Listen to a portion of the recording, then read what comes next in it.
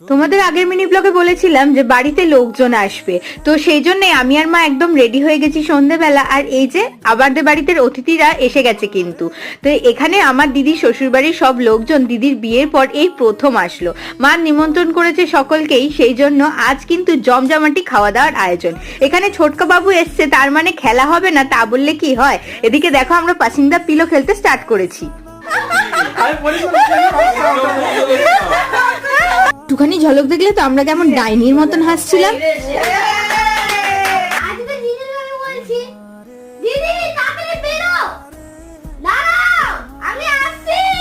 তো ফাইনালি ছোটকা বাবা আউট হওয়ার পর ও তো দেখলে ওর দিদির অভিনয় করে দেখালো, তারপর লাস্টে কিন্তু আমিও হেরে গেলাম।